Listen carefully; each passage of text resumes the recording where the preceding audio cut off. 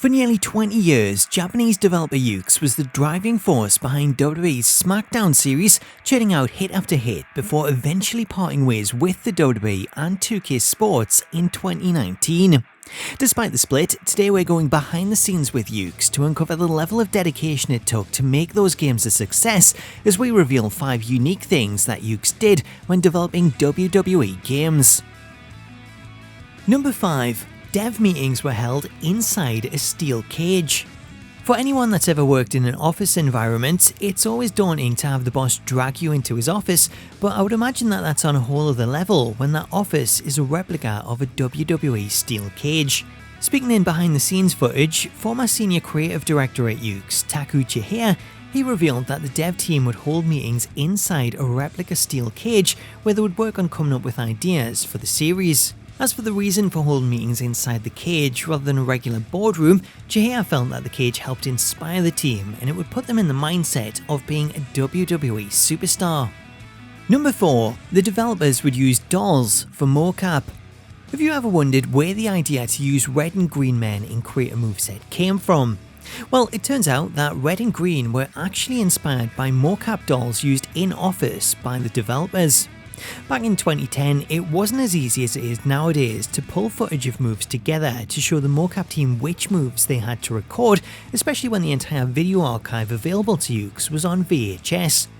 To make up for this, and to show the mocap team exactly what it was they needed to record, the developers would take it upon themselves to act out the moves on these red and green dolls, with these moves then being recorded and sent for mocap.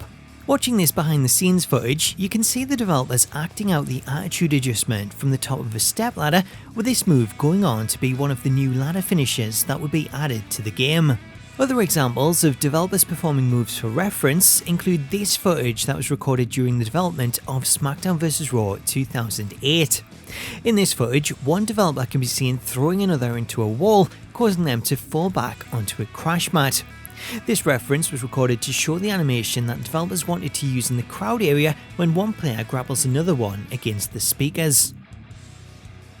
Number 3. The developers used action figures to plan out new moves. When it comes to animation, animators use puppets to reference movement in their drawings, therefore it should come as no surprise that developers of a wrestling game would use action figures to plan out new moves.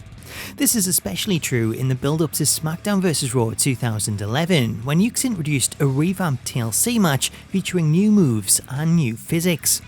As part of the planning stage for these updates, the developers would use actual WWE playsets to come up with new moves that they could incorporate, as well as ways that players could interact with weapons.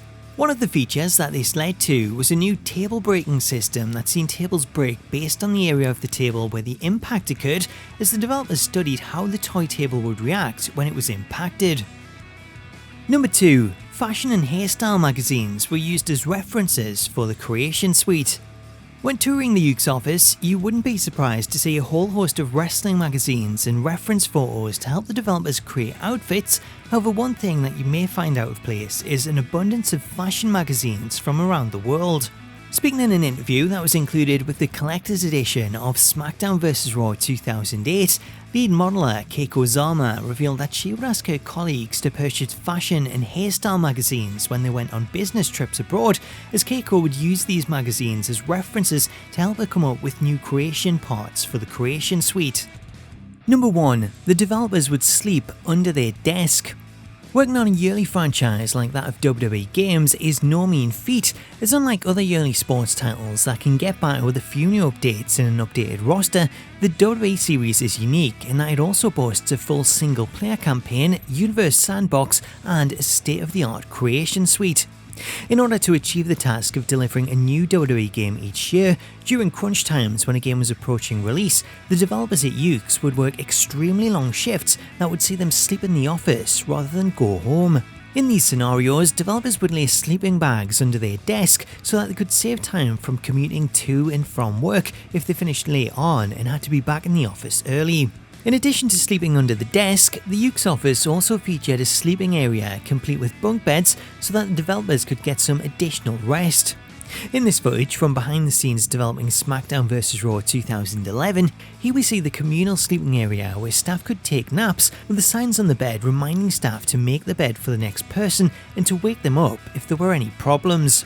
When you think back to the games in the Smackdown vs Raw series and the amount of new features that were added year in year out, with features like create a finisher, create a story, GM mode, those features were only possible due to the dedication of the staff and the long hours that they would put in, with some sacrificing time with their own families just to help the game meet its deadline.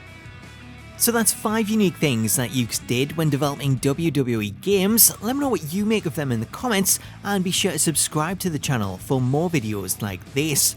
Until next time though, I'm off for a quick sleep under the desk. Wake me up if there's a problem, otherwise I'll catch you later.